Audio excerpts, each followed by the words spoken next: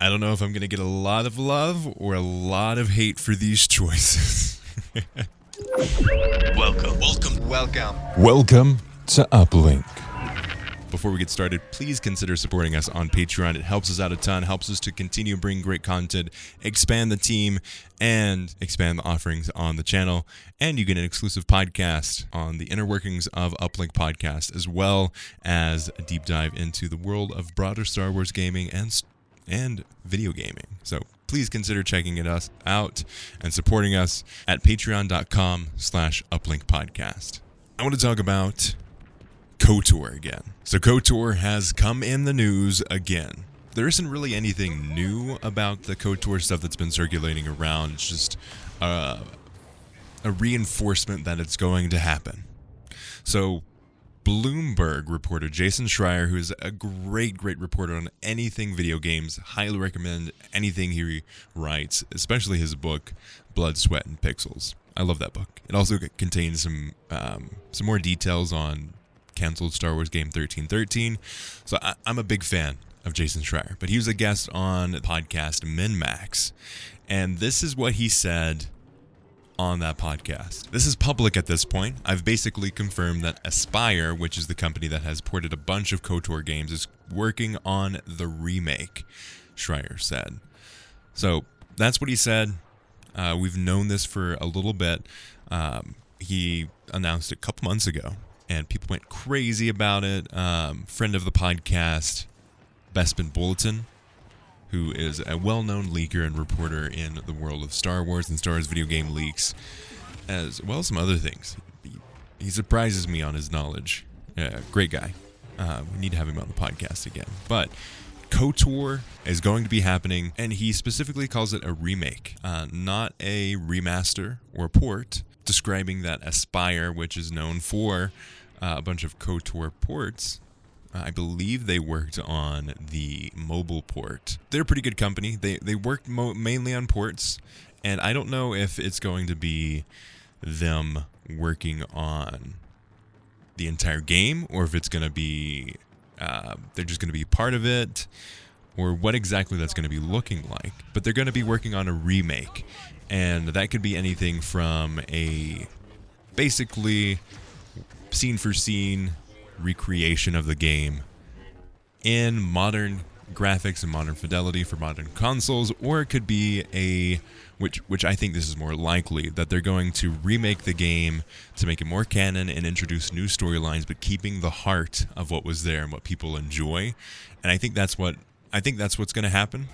Again, we don't really get any details on what's going to happen in terms of availability or time frame, just that it's going to be happening. So I'm really looking forward to seeing where this goes and what kind of game that they end up making. Because KOTOR is such a well-respected and loved game in Star Wars and in gaming in general. I know friends of the podcast that we met through the community that play the game yearly, and it's such a huge part of it. And a lot of people were upset with SWTOR, expecting a more KOTOR style game. It ended up being something completely different, and we'll be talking about that next week, about the world of Star Wars: The Old Republic next time. So stay tuned. Don't forget to subscribe to the podcast wherever you listen to podcasts, and keep up to date on that. But I'm really looking forward to KOTOR, any type of remake for KOTOR. I played through it a couple years ago for the first time, and really enjoyed it. But the controls, man. The controls just, they are very dated. They're of the time frame that they are. It definitely works more towards mouse and keyboard. Just the type of game that they are is very mouse and keyboard suited. I did play it on backwards compatibility, so it looked great. And still had a great time. The story is solid, and it lives up to its reputation in terms of the story it tells and the experience that you get from it. And it feels Star Wars, but it doesn't feel cookie cutter Star Wars. So I'm really looking forward to it. I hope that we get something cool from it, and it's not just a one-to-one remake, but they get to imbue some of the new stuff in gaming, and we get to see a really cool remake. So I'm really looking forward to it. If you're listening to this podcast, let me know through email or on Twitter, contact@uplinkpodcast.com, or on Twitter @uplinkpodcast. I'd love to know your thoughts on the KOTOR remake and what would you expect to see. What do you think the timeline's going to be? Or if you're watching this on YouTube, please let me know down in the comments. But yeah, really looking forward to it. I think it's going to be cool to see what they end up creating, and I hope they get to innovate, and I hope they get to bring it up to current standards, and I hope it comes soon. Please, something Star Wars, please come out. Speaking of older Star Wars games, this episode of the podcast, I want to go over my 5 favorite Star Wars games.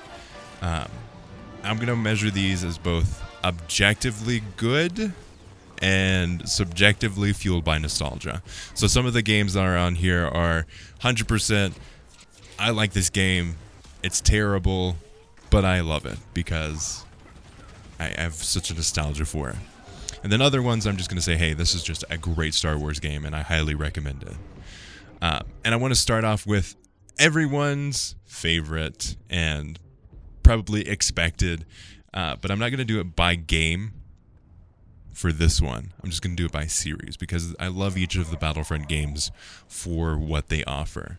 And each of them offers something different. Like the first Battlefront game it's the start of something iconic. It doesn't have everything together, but it's got the spirit of it.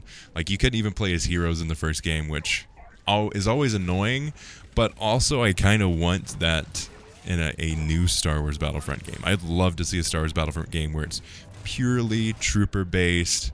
I would love to see Battlefield, but Star Wars. I know not everyone wants to see that, but I think it would be epic. When DICE was announced to be creating Battlefront, a new iteration of Battlefront, I think that's what a lot of people expected.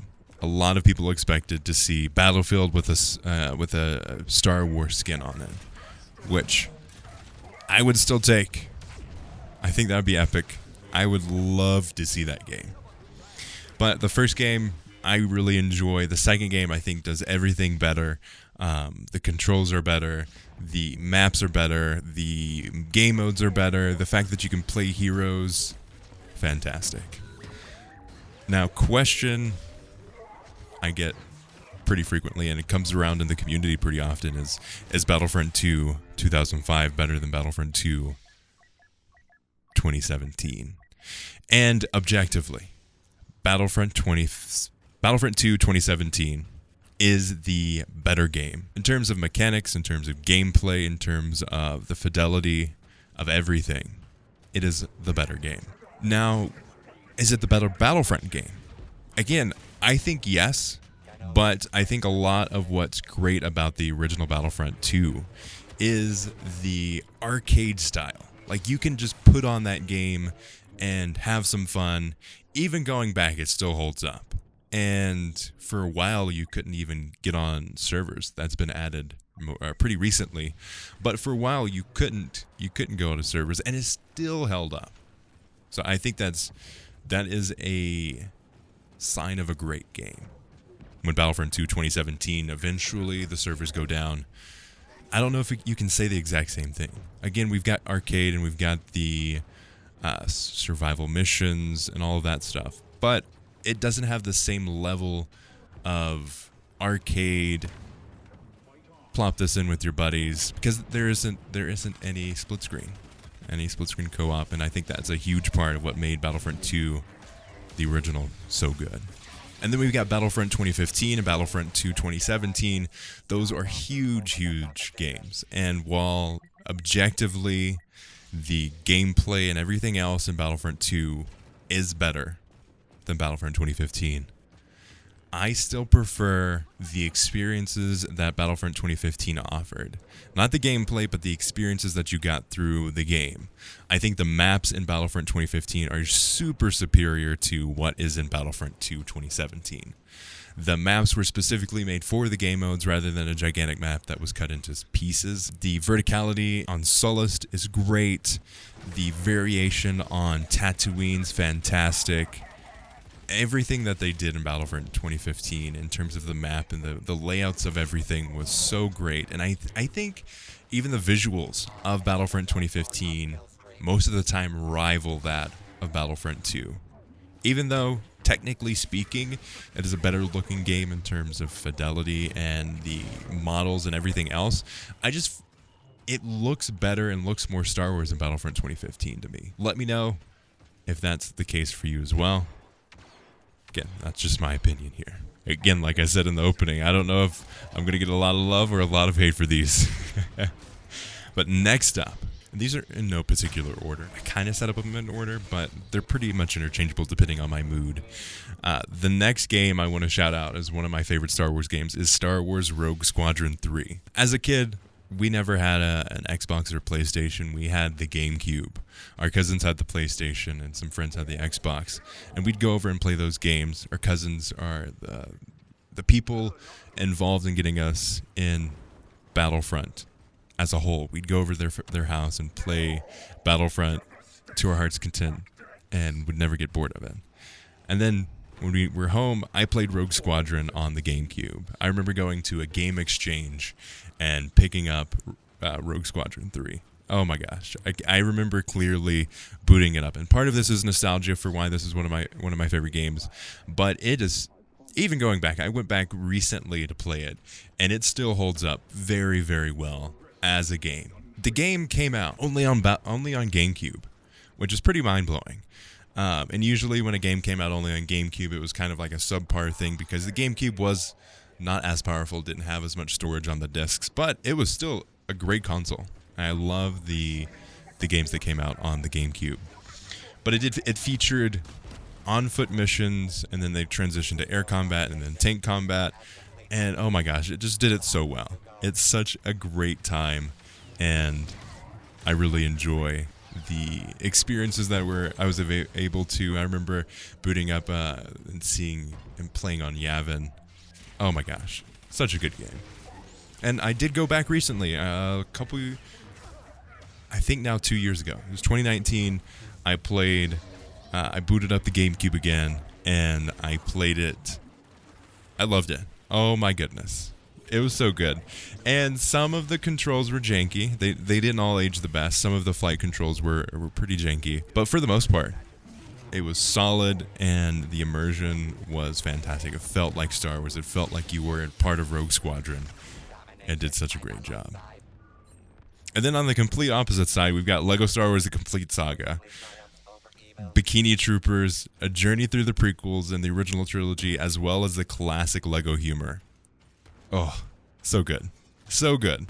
We had Azatru on the podcast not too long ago to talk about LEGO Star Wars: The Skywalker Saga and the delays there and what to expect and our experiences with the LEGO Star Wars franchise. And the thing that got him into Star Wars as a whole was the LEGO Star Wars games. So it is a huge part of the Star Wars gaming community. I'm super pumped for the next iteration of the franchise. It's going to be huge. I'm still mind blown at the fact that there are going to be 800 characters in that game. It's wild. But I am a huge fan of this game. And it holds up to this day. Even after over 10 years ago it came out. Yeah, over 10 years ago. It came out in 2007. And while I loved the original LEGO Star Wars game and then LEGO Star Wars 2, you can't beat this complete saga. It just wrapped everything together. And while I do miss some of the things that they left out in the complete saga, I think overall as an experience it was so good. I love that game. I think it did everything so well. I've gone back and played it super recently. I think I booted up a couple months ago and it was on Game Pass. I was like, you know what? It's time. It's time to play this game again. And one of my brothers and I, we hopped on and we played it. Oh my goodness. The memories that came back. And while part of it is nostalgia, the game is iconic, and I think it works from a gameplay perspective as well as an experience perspective and a comedy perspective. Like, there are still moments where I'm laughing out loud at some of the stuff that they did in the LEGO Star Wars: The Complete Saga. So good. So good. But if I were to take away anything, or take away points for anything, not that I'm giving points quite yet, some of the features that we take for granted in current LEGO games, stuff like the improved camera and the open world travel, you could say, hey, this is a lack of that game, but that's also one of the beginnings of the LEGO video game, I don't want to call it series, but what Traveler's Tales offers in terms of video games, I think is just super iconic for that. And considering the age of the game, over 10 years ago it came out, it's a completely different time frame. It's fair not to expect a super robust open world experience. I would say the open world experience, even for something like the Force Awakens, I think that game really lacked the open world experience compared to something like Lego Star Wars or Lego Marvel Superheroes, or Lego Lord of the Rings. Super solid open world travel. Oh my gosh, that's probably one of my favorites for sure. Another thing I definitely want to point out, another game that I definitely want to highlight. And so in the outline for this episode, this is what I wrote: terrible controls, janky animations, and a great dive into Star Wars bounty hunting. That's how I described it. And I think it works so well because the game has terrible controls and the animation's so janky, but my gosh, do I love this game. One, we're completely starved of anything Coruscant related. It's ridiculous how lacking the offerings for Coruscant is. Every single time a Star Wars games come out, and any time a Star Wars game comes out, it is lacking the city metropolis or skyscrapers that seem to go up endlessly. The dirty streets, the flying cars, the neon lights, everything like that is completely lacking. I was super hopeful for something like Fallen Order. Fallen Order, which I think deserves a spot as one of my favorites, but I was specifically thinking about the older franchises. I think Jedi Fallen Order has a great spot. It does so many great things, and it is a huge step up for Star Wars video games, and I think it deserves to be pushed forward, and it did such a great job and performed so well that it definitely deserves a spot as one of the best Star Wars games, period. But we're not talking about that right now. But actually we are talking about that because I was so disappointed because the trailers were pointing out it had Cal Kestis sitting in the dingy bars with the neon lights, the really moody lighting, Braca. Oh my gosh. I was so pumped for that. And then we're on there for like 2 seconds before it goes to the next level and the train crashes and blah, blah, blah. And then we leave. I want cyberpunk style. I want super gritty, lived in, grungy Star Wars cityscape where you're hiding around. You don't know if the guy to your left is an assassin or just someone out to get a drink. You don't know if the stormtrooper is actually a stormtrooper or if someone just found some stormtrooper armor in the black market and they're about to go rob a bank or infiltrate the Empire as the rebellion. Like, I love that part. And we haven't really gotten that in anything, but we get it in Bounty Hunter. And that's what I love about Star Wars Bounty Hunter. And bounty hunting is so mysterious in anything outside of Mando. I think Mando exposed our want for something a Mandalorian-style bounty hunting. And I think that's one of the reasons it did so well, is that everyone wants to see something like that so badly. Something where you're traveling across the world, you're going after these quests, and you have something bigger in play, but you have to pay the bills. So I think we all want something like that. I personally like that, and I think Bounty Hunter does a great job with it. And finally, Republic Commando. Great storytelling. It's got fantastic mechanics, but terrible PC controls. As you saw on stream, we stream every Saturday at 12 p.m. MST, so definitely come check us out on YouTube, youtube.com/the Star Wars Battlefront podcast. I played it on PC on stream. Goodness gracious, that was rough. It was rough. My DPI settings were super high, but also super slow in game, so I had to turn it up on the PC side. And then anytime I was in the menu, I couldn't control anything, but when I was in the game, it was super weird. That game's super hard. I died way too many times than I want to admit. But hey, it's a great dive into some great clone stories, and I love the different mechanics of it. I love the mechanic of attachments, changing your weapon. I think that works super well, and all of the characters form a squad, and I think it does a great job of making you feel like an awesome secret clone group. And I really enjoy it. I definitely would suggest playing it on console versus something like PC, but if that's all you got, it's definitely worth getting past the janky controls and jumping into that game. So those are some of my 5 favorite Star Wars games. Let me know your favorite Star Wars games. Reach out on Twitter at Uplink Podcast, or reach out on email, contact@uplinkpodcast.com. Definitely come reach out there and let us know. We'll also be pulling a poll up on my favorite Star Wars games, and then let me know if I'm wrong. Reach out and join the Discord as well. We'll be having that discussion when this episode comes out too. So come on and join us. Now, I'm going to react to the top 5 Star Wars games according to Metacritic. This is going to be interesting. I laid out my top 5 favorite Star Wars games. Let's see how these line up with Metacritic and the score that people have given Metacritic, starting off with the number 5 top Star Wars game. And it's Star Wars Knights of the Old Republic 2, The Sith Lords, with an 86 on Metacritic. Its description is, set 5 years after the original KOTOR, the next chapter in BioWare's RPG series tells the story of an exiled Jedi Knight at a time when the Order faces annihilation. New powers, faster combat, and new environments, such as Korriban. Ancient Sith Lord Burial Ground makes this trip to the KOTOR-ville more than just the Old Republic retread. And that's from Stuff Magazine. This is pretty interesting. I think it stands up. KOTOR 2, I think, especially the Sith Lord's part, it works so well. I agree, and I think it lives up to the 86 on Metacritic. What I don't think lives up to the 88 on Metacritic, which is the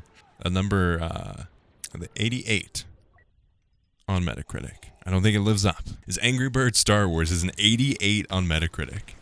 And it's described as Rovio's popular Angry Birds series gets a Star Wars makeover in this widely downloaded mobile hit, tasking you with flinging its eponymous Jedi birds at a cadre of evil Imperial pigs. And then from IGN's Justin Davis, although it doesn't stray too far from its pick-up-and-play roots, at its best, the game contains real challenge and surprisingly clever twists. I remember playing this, and while I did play it and I did enjoy it, 88 is kind of high for an Angry Birds Star Wars game. I think my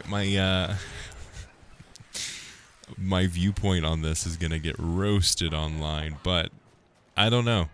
I mean, it's great. But is it almost 90 on Metacritic? Great. I don't know. Let me know. Number 89, and I think this one stands up. The next one has an 89 on Metacritic, and I think this one stands up. It's Star Wars Jedi Knight 2 Jedi Outcast. Those names are horrible. Oh, yeah. Terrible name. Super complicated. But it is described as, in this well-received sequel set 8 years after the Return of the Jedi, you once again control Kyle Katarn through your choice of first and third-person perspective battles on his quest to defeat the Dark Jedi Dessen. According to Amir Ajami of GameSpot, Star Wars Jedi Knight 2 contains some of the best combat sequences since Half-Life, the most distinctive control mechanics since Max Payne, and the most involving plot in a Star Wars game since Jedi Knight. I love this game. I've played through it pretty recently, after years of not playing it, and so it was basically like I was playing it again because I didn't remember anything about it. It's great. I love the sound effects. I love the voice acting in this game. And the controls are super janky. Like all of the games around this time frame, super janky. compared to current games. But I think it lives up to the hype, and I don't think enough people talk about how great the game is. Once you get used to the controls, it's fantastic. The story it tells and the characters it introduces into Star Wars are fantastic. I would love to see a remake of this game. I think it would go over very well. Or not even remake, because remakes are pretty overplayed. You can go back and play the OG ones, because I think it still stands up. I would love to see a sequel, or I'd love to see a reimagination of these characters, or a game in this type of genre. Next game, Star Wars Rogue Squadron 2. I personally prefer the third game in the franchise, but I see where they're coming from. It's described as the second of 3 games of the Rogue Squadron series. This flight action game lets you control a range of Star Wars craft over 10 levels, including an X-Wing, a Snowspeeder, and the Millennium Falcon. Nintendo World Report hails the GameCube title as a visual and oral masterpiece. GameSpot, meanwhile, calls it a jaw-droppingly gorgeous game. It stands up. It holds its own. I think it's pretty good. I already said what I said about Rogue Squadron, so.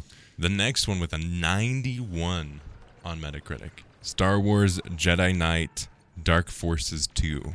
This first-person shooter puts you in the shoes of Kyle Katarn, a mercenary on a journey to confront his father's murderers and a collective of dark Jedi.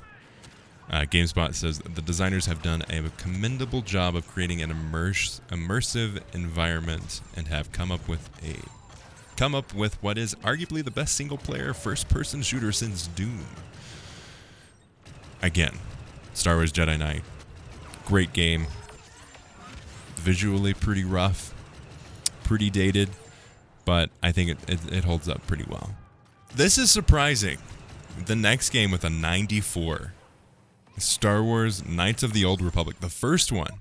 I personally think that the second one is the better game. I think the controls in the second one are better, and the story that it tells in the second one are better. I think it's just a refined version of KOTOR. But according to Metacritic, Knights of the Old Republic is the better game, which is super surprising to me. Set 4,000 years before the formation of the Empire, as a Jedi, you begin, but your decisions decide what side of the Force you will align with. And that was groundbreaking. I remember at the time people were like, oh my gosh, I get to choose whether I'm a Jedi or if I'm a Sith. And I think that's what really made the game so great. And then KOTOR 2 really hammered down on that point and got you even further into the mix and really developed the story of that. But starting off, KOTOR did a great job and really set BioWare down the path that it's on. Even though stuff like Anthem really struggled. I hope BioWare makes it out of there and starts putting together some great experiences again. An Electronic Gaming Monthly held the game as being like the movie we all hoped Episode 1 would be. Enthralling plot, marvelous visuals, and voice acting, deep immersion in the galaxy's many worlds, with all that noble Jedi malarkey lightened up by old school Episode 4 style humor. I mostly align with the decisions. Some of them I question, like Angry Birds Star Wars. Does that really deserve to be an 88? But hey, that's what Metacritic is. It's about all of everyone's decisions and opinions on a game condensed together and given one score. Let me know what your thoughts are on the top 5 highest rated Star Wars games on Metacritic. But that's all I've got for this episode. Thank you for listening to Uplink Podcast. You can follow us on Twitter at Uplink Podcast or on Instagram at Uplink Podcast. If you like the show, and we hope you do, please consider leaving us a review on Apple Podcasts or wherever you can leave a review. It helps us out a ton. It gets your feedback, and it helps us attract new listeners. If you'd like to support the show, you can do so on our Patreon, patreon.com/uplinkpodcast. Be very appreciative of that. You can get exclusive content like Uplink Plus, our exclusive Patreon podcast, as well as some bonus insider deals on Uplink Podcast merchandise, as well as a mention in the outro, this right here. We'd like to thank Daniel, who supports us at the $10 a month level and helps bring the show to you lovely people. Thank you so much, Daniel. And if you'd like a shout out at the end of the episode, please consider supporting on Patreon. Helps us out a ton, helps us to expand the show, and bring you weekly content. We also have a YouTube channel, youtube.com/The Star Wars Battlefront Podcast. Yes, I know, we're Uplink Podcast now, but can't change the URL for YouTube, so please consider checking out the content that we're producing over there. We have weekly streams every Saturday at 12 p.m. MST, as well as bonus content and expansion of the show. You can find the show on iTunes, SoundCloud, Stitcher, Google Play, Apple Podcasts, YouTube, Spotify, wherever you find podcasts, you can find this show. Links to all of the guests' information will be in the description of this episode, so definitely go check them out as well. As always, thanks for listening. Goodness gracious.